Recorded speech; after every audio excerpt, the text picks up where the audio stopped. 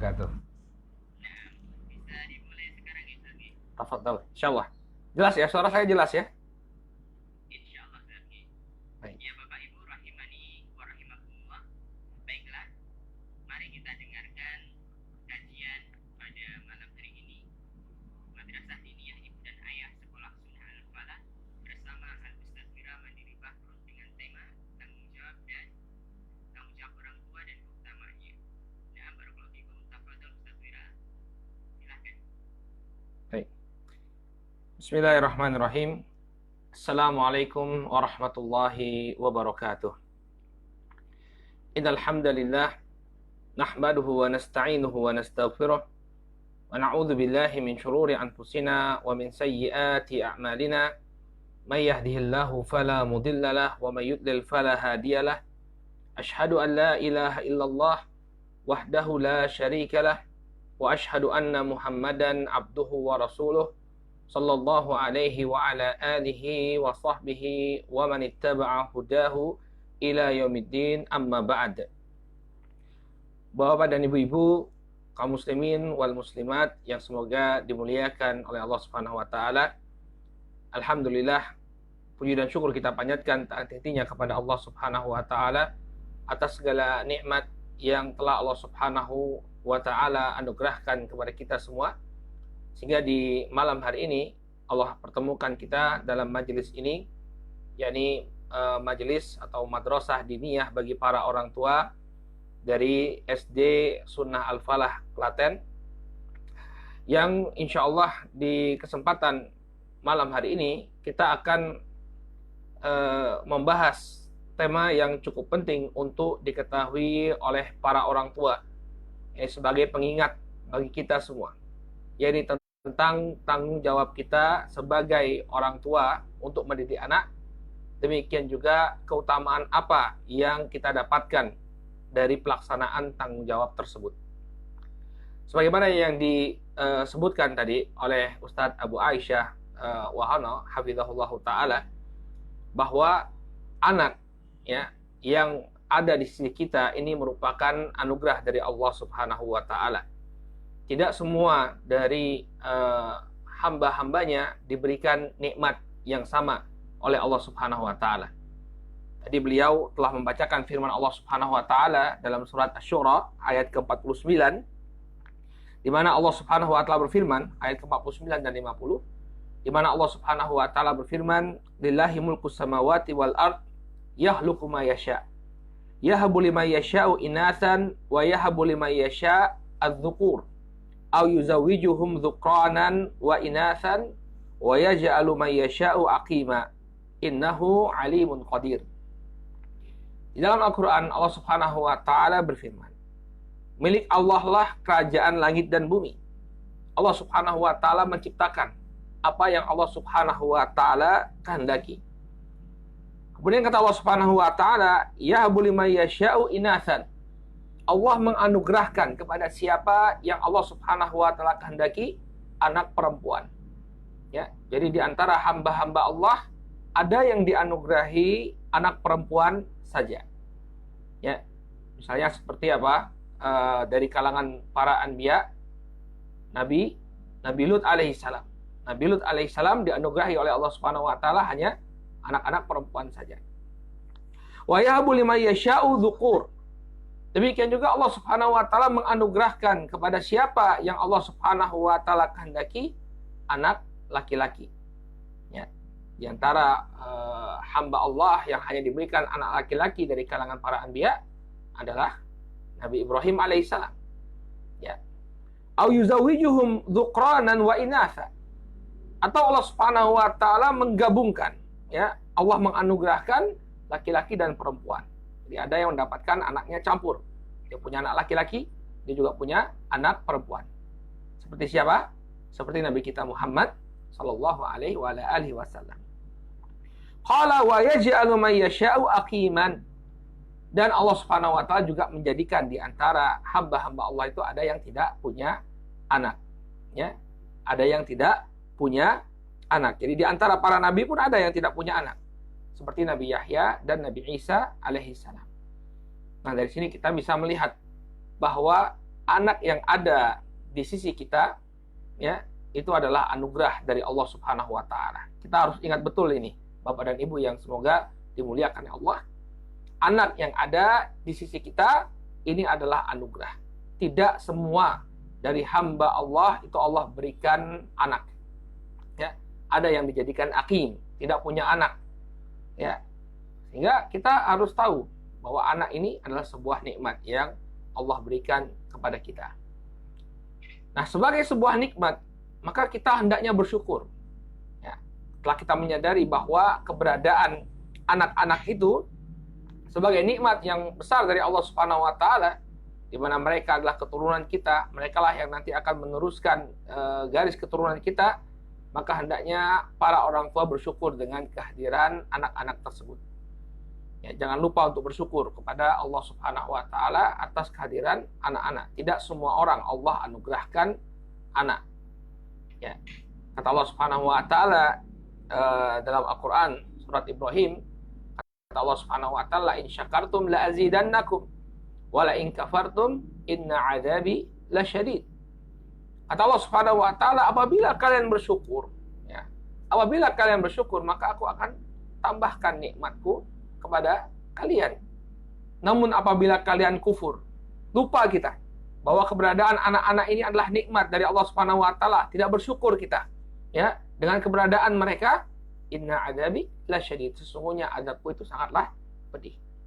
Maka kita perlu sekali menanamkan pada diri kita bahwa anak-anak yang ada, ya, ini adalah anugerah dari Allah Subhanahu wa taala yang patut kita syukuri. Nah, kemudian juga Bapak dan Ibu yang semoga dirahmati oleh Allah Subhanahu wa taala, ya, selain anak-anak itu menjadi suatu anugerah atau merupakan suatu anugerah dan nikmat yang Allah Subhanahu wa taala berikan kepada kita, keberadaan anak-anak kita ini juga merupakan amanah, sebuah tanggung jawab yang diamanahkan oleh Allah Subhanahu wa taala kepada kita. Ya. Wajib bagi kita untuk melaksanakan tanggung jawab tersebut. Apa tanggung jawab kita? Yakni sebagai orang tua hendaknya kita berusaha melindungi mereka dari siksaan Allah Subhanahu wa taala. Ini tanggung jawab orang tua. Ketika Allah Subhanahu wa taala menganugerahkan anak, ini bukan anak itu kemudian dibiarkan begitu saja. Namun di balik penganugerahan tersebut ada tanggung jawab, ada amanah yang harus ditunaikan oleh para orang tua. Sebagaimana yang difirmankan oleh Allah Subhanahu wa taala dalam surat At-Tahrim ayat yang ke-6. Kata Allah Subhanahu wa taala, "Ya ayyuhalladzina amanu qu anfusakum wa ahlikum naran wa quduhan nas wal hijarah." Wahai orang-orang yang beriman, jagalah diri kalian. Allah Subhanahu wa taala tidak berhenti sampai di sini. Qu anfusakum wa ahlikum nar. Jagalah diri kalian dan keluarga kalian dari api neraka, yang bahan bakarnya adalah manusia dan bebatuan. Jadi Allah Subhanahu wa taala tidak hanya memerintahkan kita untuk menjaga diri kita sendiri, tapi juga bertanggung jawab kita untuk menjaga keluarga kita. Ya, ini terutama ayat ini ditujukan bagi para ayah. Ya, seorang ayah itu tugasnya bukan hanya memberikan nafkah saja. Ini perlu kita sampaikan kepada bapak-bapak. Ya, antum itu tugasnya juga apa? Menjaga keluarga ini agar jangan sampai mendapatkan murka Allah Subhanahu wa taala. Ya, banyak kesalahpahaman yang terjadi di tengah-tengah keluarga di Indonesia. Ya, banyak orang-orang yang masih memiliki pemikiran kalau bapak itu tugasnya hanya mencari nafkah, sementara masalah pendidikan diserahkan kepada sang ibu. Nah, ini keliru. Ya, seorang bapak sebagai kepala keluarga, selain dia bertugas untuk memberikan nafkah, ya, bagi anak dan istrinya, dia juga bertugas untuk mendidik anak dan istrinya tersebut. Jadi tugas pendidikan anak itu pada hakikatnya ada di pundak seorang ayah. Ini yang perlu kita sampaikan. Ya, jangan sampai para bapak kemudian ketika masalah pendidikan dia serahkan semuanya kepada sang ibu. Keliru. Ya, tugas mendidik anak itu adalah tugas seorang ayah. Ibu itu hanya sekedar membantu saja. Namun tanggung jawabnya ada pada ayah. Ya. Makanya di Indonesia ini cukup parah ya, terjadi banyak kenakalan-kenakalan remaja, ya, banyak perilaku-perilaku remaja yang menyimpang. Ini diantara sebabnya adalah ketidakhadiran ayah dalam pendidikan anak. Ya, sehingga Indonesia ini bisa dikatakan sebagai negeri tanpa ayah. Ya, negeri tanpa ayah. Kenapa? Karena ayah itu tidak hadir di tengah-tengah pendidikan anak-anaknya. Taunya cuma cari nafkah saja untuk membiayai kehidupan rumah tangga. Tapi apa? Tidak hadir dalam pendidikan anak. Ya, sehingga kalau tidak hadir seorang ayah dalam pendidikan anak, ya, maka anak-anaknya pun akan mudah terjatuh pada pergaulan-pergaulan yang keliru. Maka ini kita perlu tahu tanggung jawab seorang ayah selain dia mencari nafkah, dia juga bertanggung jawab untuk memberikan atau untuk menjaga keluarganya dari azab api neraka. Ya. Nah, di sini Allah Subhanahu wa taala memerintahkan setiap kepala keluarga untuk menjaga keluarganya dari azab api neraka. Nah, apa bentuk penjagaan atau bagaimana bentuk penjagaan seorang ayah kepada keluarganya, ya, kepada anak dan istrinya? Maka di dalam tafsir Ibnu Katsir, Al-Imam Ibnu Katsir rahimahullahu taala membawakan pendapat-pendapat, ya, generasi awal Islam, para sahabat dan tabi'in tentang tafsir ayat ini. Apa yang dimaksud dengan upaya menjaga diri dan keluarga dari api neraka? Di antara ucapan yang beliau bawakan atau penafsiran yang beliau bawakan adalah dari Ali bin Abi Thalib radhiyallahu taala anhu, bahwa Ali bin Abi Thalib mengatakan allimuhum wa addibuhum. Ya. Ajari mereka dan atur mereka. Ya. Jadi apa? Ajarkan ilmu agama kepada mereka dan disiplinkan mereka. Addibuhum ini artinya kita arahkan mereka. Ya, jangan kemudian dibiarkan begitu saja. Ini bentuk penjagaan kita kepada keluarga. Ya. Demikian juga bentuk penjagaan kita kepada anak-anak. Jadi anak-anak itu harus diajarkan ilmu agama. Ini tanggung jawab orang tua. Nah, kalau misalnya dia tidak mampu ya untuk memberikan pendidikan agama, maka dia upayakan ada yang bisa mengajari anaknya. Saya kira di sini Bapak dan Ibu alhamdulillah sudah memiliki kesadaran ini, ya, bahwa anak-anak hendaknya diberikan pendidikan agama. Makanya disekolahkan di SD Al-Falah, ya. Karena berharap ada pendidikan agama yang memadai didapatkan oleh anak-anak. Ya. Maka ini adalah bentuk penjagaan dari seorang ayah kepada anaknya. Dia ajarkan ilmu kepada anaknya. Kemudian tafsir lainnya dari Abdullah bin Abbas, senada dengan apa yang disampaikan oleh Ali bin Abi Thalib radhiyallahu anhu, ya, Abdullah bin Abbas mengatakan, "I'malu bi ta'atillah wa taqu ma'asiyallah wa muru ahlikum bidzikr yunjikumullahu minan nar." Kata Abdullah bin Abbas radhiyallahu taala anhuma, bentuk penjagaan kita, ya, kepada diri dan keluarga kita adalah i'malu bi ta'atillah. Beramallah, ya, dengan mentaati Allah Subhanahu wa taala. Nah, ini penting bagi para orang tua. Ketika mereka ingin agar anak-anaknya itu menjadi anak-anak yang saleh dan salehah, orang tuanya juga harus soleh. I'malu bi ta'atillah. Hendaknya dia beramal, mengamalkan ketaatan kepada Allah Subhanahu wa taala. Wattaqu ma'asiyallah.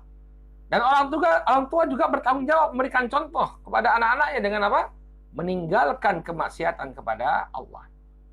Satu problema yang kita dapati, ma'asyiral muslimin rahimakumullah, dalam pendidikan anak-anak kita, ya, mereka sering mendengarkan nasihat-nasihat, mereka sering mendengarkan perintah-perintah yang baik, mereka sering dinasihati untuk meninggalkan kemaksiatan, namun orang yang menasihati sendiri tidak melakukan amalan kebaikan tersebut, dan orang yang menasihati sendiri tidak meninggalkan kemaksiatan yang dilarang.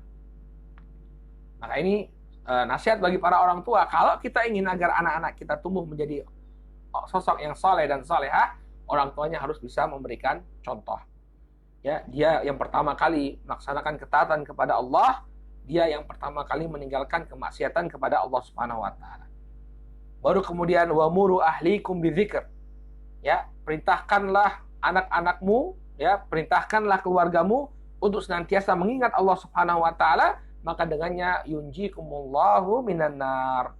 Allah Subhanahu wa taala akan menyelamatkan kalian dari api neraka. Ya. Oleh karena itu apa? Perbaiki diri kita. Perbaiki diri kita. Sebagai orang tua hendaknya menjadi contoh teladan di hadapan anak-anak. Kita yang menjadi orang yang terdepan melakukan ketaatan kepada Allah, kita juga menjadi orang yang terdepan meninggalkan kemaksiatan kepada Allah Subhanahu wa taala. Saya sering mendapatkan pertanyaan dari orang tua, ya, dalam acara-acara seperti ini, ya, acara-acara kajian kajian untuk orang tua. Kadang muncul pertanyaan, Ustadz, anak saya kecanduan HP, bagaimana caranya untuk agar dia tidak kecanduan HP? Pertanyaan saya yang pertama kali saya lontarkan, orang tuanya gimana? Ya, karena anak itu mencontoh orang tua, lihat orang tuanya sibuk dengan HP, maka dia pun meniru. Ya, maka kalau misalnya kita ingin agar anak-anak kita tidak kecanduan HP, bapak dan ibunya jangan sibuk dengan HP. Ya, kalau misalnya memang pekerjaannya berhubungan dengan HP, ya, cari tempat yang tersendiri atau waktu tersendiri agar tidak dilihat oleh anaknya. Ya. Ada orang tua yang anaknya merokok, ya. Tapi kita tanya terlebih dahulu, bapaknya merokok atau tidak? Ya. Karena kebanyakan anak-anak itu dia merokok karena melihat orang tuanya merokok. Maka penting sekali bagi kita, ma'asyiral muslimin rahimani wa rahimakumullah, untuk memperbaiki diri kita. Kalau kita ingin agar anak-anak kita itu tumbuh menjadi orang yang baik, maka orang tuanya harus memperbaiki diri mereka terlebih dahulu. Kemudian juga di antara tafsir dari ayat ini disebutkan oleh Al-Imam Ibnu Katsir rahimahullahu taala, beliau menukilkan dari Qatadah rahimahullah, seorang tabi'in, beliau mengatakan ya'muruhum bi ta'atillah wa yanhahum an ma'siyatillah. Hendaknya seorang kepala keluarga itu memerintahkan keluarganya untuk senantiasa taat kepada Allah dan melarang mereka dari bermaksiat kepada Allah. Wa an yakuma alaihim bi amrillah. Hendaknya dia atur keluarganya tadi sesuai dengan apa yang diperintahkan oleh Allah Subhanahu wa taala. Kita alhamdulillah sebagai seorang muslim, barakallahu fikum, kita diberikan oleh Allah Subhanahu wa taala, ya, agama yang sempurna. Ya, agama yang mengatur segala perkara. Maka dalam mengatur keluarga kita pun hendaknya kita kembali kepada tuntunan agama kita. Ya. Qala wa ya'muruhum bihi wa yusa'idhum alaih. Hendaknya dia perintahkan keluarganya untuk taat kepada Allah Subhanahu wa taala dan dia bantu. Ini juga tugas orang tua. Hendaknya orang tua itu membantu, memfasilitasi, ya, anaknya agar menjadi orang yang taat. Ya, mencukupi kebutuhan mereka, memilihkan lembaga pendidikan yang baik untuk mereka. Nah, ini memang sudah menjadi tanggung jawab orang tua. Kemudian fa'idza ra'aita lillahi ma'siyatan qada'tahum anha wa zajartahum anha. Kalau dia melihat ada kemaksiatan, ada pelanggaran yang dilakukan oleh anaknya, dia tidak tinggal diam. Tapi dia hentikan dan dia larang anaknya tersebut dari melakukan kemaksiatan. Ya. Jadi kalau kita melihat ada suatu perbuatan yang tidak pantas dari anak-anak kita, jangan kemudian dibiarkan begitu saja. Ya. Apalagi sebagian orang tua mengatakan wajar anak-anak. Nah, ini keliru. Ya, nanti insya Allah di pertemuan yang akan datang ya kita akan sebutkan ya bagaimana sih sebenarnya sikap kita terhadap anak-anak. Apakah benar ucapan sebagian orang yang mengatakan bahwa anak-anak itu dibiarkan begitu saja? Ya, jawabannya tidak. Orang tua itu kalau melihat anaknya melakukan suatu perkara yang tidak pantas, maka hendaknya dihentikan. Dia larang anaknya, jangan sampai kemudian dia membiarkan begitu saja. Ya, misalnya dapat laporan dari guru di sekolah, ya, anak bapak melakukan demikian dan demikian, maka kita jangan menafikan itu. Kita terima apa yang disampaikan oleh sang guru, kemudian apa? Ya, kita nasihatkan kepada anak kita. Kenapa kamu melakukan ini? Harusnya seperti ini. Ya, nggak pantas melakukan ini. Nah, orang tua sekarang ini banyaknya ketika mereka mendapatkan laporan dari guru, ya, yang mereka lakukan adalah membela sang anak dengan apa? Membabi buta. Ya, Oh, nggak mungkin anak saya melakukan ini, nggak mungkin Pak. Oh, dia bela anaknya. Nah, ini sebenarnya akan merusak sang anak. Ya. Apalagi sampai ketika dia tidak terima dengan tuduhan sang guru, lalu dia datang ke sekolah, kemudian memarahi gurunya ya, di depan anak-anaknya. Nah, ini justru merusak sang anak. Ya. Maka kalau kita memang mendengar ada anak kita melakukan sesuatu dan itu benar ya, kita yang pertama kali menasihati anak kita. Jangan berbuat seperti ini. Memang itu tugas kita. Apabila kita melihat ada sesuatu yang keliru dari anak kita, maka orang tua berkewajiban untuk mengarahkannya, meluruskannya. Ya, jangan kemudian kita bermudah-mudah dengan kata-kata apa? Ya wajar anak-anak, enggak. Ya. Nanti insya Allah akan kita dapati bagaimana praktek Nabi SAW. Apakah benar Nabi SAW membiarkan anak-anak itu melakukan satu hal yang tidak pantas? Jawabannya tidak. Nabi menegur, Nabi meluruskan. Baik, inilah beberapa tafsiran yang disebutkan oleh Al-Imam Ibnu Katsir rahimahullahu taala tentang apa yang menjadi kewajiban seorang ayah atau seorang kepala keluarga ya dalam menjaga agar keluarganya, terutama anak-anaknya ini agar tidak mendapatkan murka Allah Subhanahu wa taala.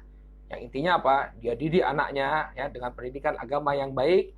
Dia perintahkan anaknya untuk melaksanakan ketaatan kepada Allah dan menjauhi larangan Allah, dan dia sendiri memperbaiki dirinya. Dia memperbaiki dirinya agar bisa menjadi contoh teladan di hadapan anak-anak. Ya. Nah, jadi besar sekali keterkaitan antara orang tua dengan kesolehan anak.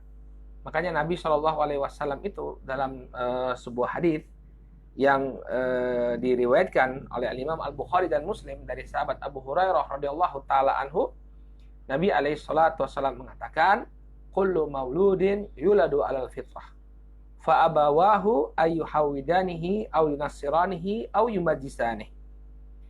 Kata Rasul sallallahu alaihi wasallam, ya, setiap anak itu dilahirkan di atas fitrah.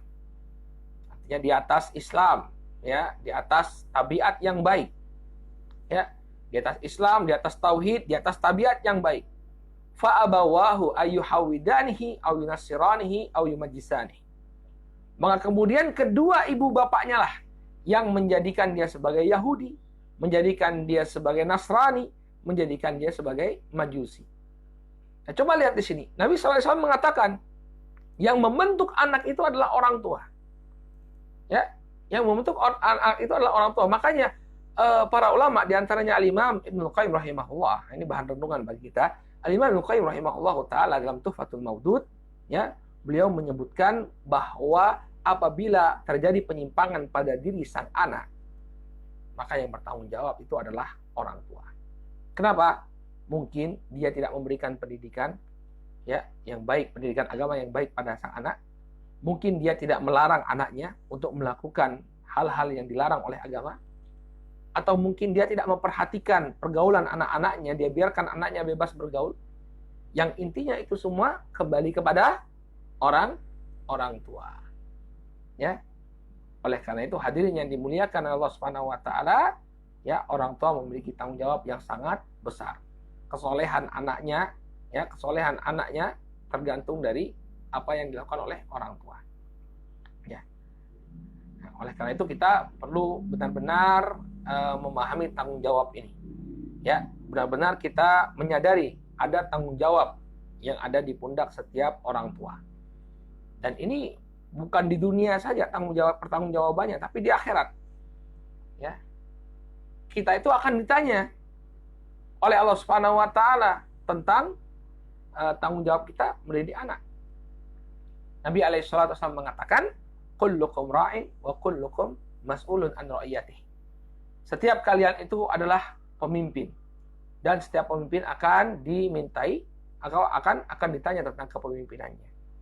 Ya, seorang ayah ini akan ditanya dia nanti, kenapa anakmu begini? Apa yang kau lakukan? Sudahkah engkau memberikan pendidikan agama untuk anakmu? Sudahkah engkau menjadi contoh yang baik untuk anakmu? Semuanya akan ditanya oleh Allah Subhanahu wa taala. Akan disebutkan oleh Syekh Abdul Razak bin Abdul Muhsin Al-Badr hafizahullah taala dalam Raqais fi Tarbiyatil Abna, ya, Raqais fi Tarbiyatil Abna, beliau menyebutkan bahwa sebelum seorang anak itu ditanya, ya, apakah dia sudah berbakti kepada orang tuanya atau belum, maka yang pertama kali yang lebih duluan ditanya itu adalah orang tua. Sudahkah mereka melaksanakan tanggung jawabnya ya kepada sang anak? Ya. Jadi nanti maksudnya apa? Maksudnya nanti kedurhakaan yang terjadi pada diri seorang anak ya ini tergantung dari bagaimana orang tuanya memberikan pendidikan. Makanya orang tuanya ditanya terlebih dahulu, sudahkah dia memberikan pendidikan yang benar kepada anaknya? Ya. Jadi hendaknya kita sebagai orang tua menyadari betul tanggung jawab yang besar yang ada di pundak kita sebagai orang tua, terutama ayah sebagai kepala keluarga. Nah, kalau tanggung jawab ini barakallahu fikum berhasil kita laksanakan, ya, kita laksanakan dengan sepenuh hati, kita laksanakan dengan penuh kesungguh-sungguhan, maka siapakah yang akan mendapatkan keutamaannya? Siapa yang akan mendapatkan keberuntungan dari tumbuhnya anak-anak yang soleh dan soleha? Jawabannya tidak lain dan tidak bukan yang pertama kali mendapatkan keberuntungan dengan keberadaan anak yang soleh dan soleha ini adalah para orang tua. Kitalah yang akan mendapatkan keberuntungan. Ya. Dan keberuntungan yang kita dapatkan itu di dunia dan di akhirat. Kalau anak-anak kita ini berhasil kita didik, ya, bifadlillah, bitaufikillah, dengan taufik dari Allah Subhanahu wa taala, mereka kemudian tumbuh menjadi anak-anak yang soleh. Ketika kita masih hidup, ya, mereka akan berbakti kepada kedua orang tuanya. Jadi kita bahagia, ya, selama kita hidup kita melihat anak-anak yang menjadi qurratu ain, menjadi penyejuk mata kita. Ya, ketika kita sudah lanjut usia, mereka ada di samping kita untuk merawat kita, tidak kemudian menyanyiakan ya orang tuanya. Saya pernah membaca surat pembaca, ada surat pembaca di sebuah koran. Ya, jadi kalau di koran itu kan kita bisa nulis kemudian kita kirimkan ke media massa, ditampilkan di koran. Ada sebuah surat dikirimkan oleh seorang bapak. Bapak ini bertanya kepada pembaca koran tersebut, ya, ada tidak aturan yang bisa memaksa anak untuk berbakti kepada orang tuanya? Ya, kenapa? Karena saya ini sudah tua, tapi tidak ada satupun anak yang mau merawat saya. Jadi ada nggak undang-undangnya di negara kita ini yang bisa untuk memaksa mereka, ya, untuk merawat orang tuanya? Kok saya ini disia-siakan? Nah, kasihan sekali kan.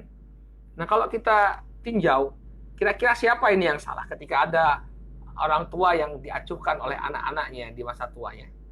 Ya, kembali kepada apa yang kita sampaikan tadi. Orang tua juga punya andil. Kenapa anaknya tidak mau berbakti? Mungkin ketika anak-anak ini masih kecil, orang tuanya ini tidak mempedulikan pendidikan agama anak, sehingga ketika mereka tua, mereka tidak tahu bahwa mereka punya kewajiban untuk merawat orang tuanya. Tapi anak yang soleh, anak yang soleha, insya Allah dia tahu. Dia punya kewajiban untuk apa? Berbuat baik kepada orang tua. Apalagi ketika orang tuanya itu sudah lanjut usia. Ya imma yablughanna indakal kibara ahaduhuma aw kilahuma fala taqul lahumā uffin wa la tanharhumā wa qul lahumā qawlan karīmā wakhfid lahumā janaha dhulli minar rahmah wa qur rabbirhamhumā kamā rabbayani shaghīrā. Jangan melaksanakan apa yang diperintahkan oleh Allah Subhanahu wa taala dalam Al-Qur'an. Apabila kedua orang tuanya itu dalam keadaan yang lemah, ya, kemudian salah seorang di antara mereka atau keduanya berada dalam keadaan yang lemah, maka jangan kemudian mengatakan ucapan yang kasar kepada mereka, wala tanharhuma, apalagi sampai membentak mereka. Tapi ucapkanlah ucapan yang baik kepada kedua orang tuanya. Ya, kemudian tundukkanlah dirimu, ya, dengan curahan kasih sayang kepada mereka. Kemudian apa? Dan ucapkanlah wahai Rabbku, ya, Rabbirhamhuma kama rabbayani shaghira. Ya, rahmatilah mereka berdua sebagaimana mereka mendidikku atau merawatku ketika aku masih kecil. Nah, ini semua akan kita dapati dari anak-anak yang soleh dan soleha. Buah sebagai penunaian tanggung jawab kita. Buah dari penunaian tanggung jawab kita. Ketika kita tunaikan tanggung jawab kita, mendidik mereka, mereka tumbuh menjadi anak yang soleh dan soleha, maka ketika kita hidup pun kita sudah bisa memetik hasilnya. Ya, mereka akan berbakti kepada orang tuanya. Nah, terlebih lagi ketika kita telah meninggal dunia, hadirin yang dimuliakan Allah. Ya. ketika kita tunaikan tanggung jawab kita sebagai orang tua, lalu kita meninggal dunia, ya, tapi kita meninggalkan anak-anak yang soleh dan solehah, mereka akan menjadi sumber kebaikan bagi orang tuanya. Karena kalau orang itu sudah meninggal dunia, putus amalannya kecuali 3. Dalam hadis Abu Hurairah disebutkan, idza mata ibnu Adam in qata'a amaluhu illa min 3. Apabila seorang anak Adam itu meninggal dunia, maka terputus amalannya kecuali 3. Apa itu? Sedekah jariyah, ilmu yang bermanfaat, atau anak yang saleh, awaladun saleh yad'ulah. Anak yang saleh yang mendoakannya. Jadi kita tenang, ketika kita meninggal dunia, anak kita selalu mendoakan. Bukan hanya ketika mereka teringat pada orang tuanya, tapi di setiap waktu, di waktu-waktu yang mustajab, dia angkat tangannya, dia berdoa agar Allah Subhanahu wa taala mengampuni kedua orang tuanya. Ya. Nah, dari sini kita lihat keutamaan apa yang kita peroleh kalau kita melaksanakan tanggung jawab kita sebagai orang tua. Keberuntungannya kembali kepada orang tua. Ya, oleh karena itu, marilah, ya, ini nasihat bagi kami pribadi dan juga bagi semuanya, marilah kita bersungguh-sungguh dalam melaksanakan tanggung jawab dan amanah yang telah diberikan oleh Allah Subhanahu wa taala. Anak-anak kita ini adalah anugerah yang harus kita syukuri, dan anak-anak ini juga merupakan amanah dari Allah Subhanahu wa taala. Ada tanggung jawab di pundak kita yang harus kita tunaikan kepada mereka dengan memberikan pendidikan kepada mereka, merawat mereka sehingga mereka tumbuh menjadi anak-anak yang soleh dan solehah, dan inilah nanti kebaikannya akan kembali kepada kita sebagai orang tua. Wallahu taala a'lam bishawab. Ya, mungkin ini yang bisa kita sampaikan dalam pertemuan yang pertama ini. Intinya, ya, bahwa anak itu adalah anugerah yang perlu kita jaga, dan anak juga amanah yang perlu kita rawat sedemikian rupa sebagai bentuk penunaian tanggung jawab kita di hadapan Allah Subhanahu wa taala. Baik, naktafi bihadzal qadar, kita cukupkan dulu sampai di sini. Kemudian sebagaimana yang tadi disampaikan oleh Ustaz Abu Aisyah Wahono hafizahullah taala, kita akan lanjutkan dengan sesi tanya jawab. Ketika ada yang ingin ditanyakan, maka kami persilahkan. Tafadhol.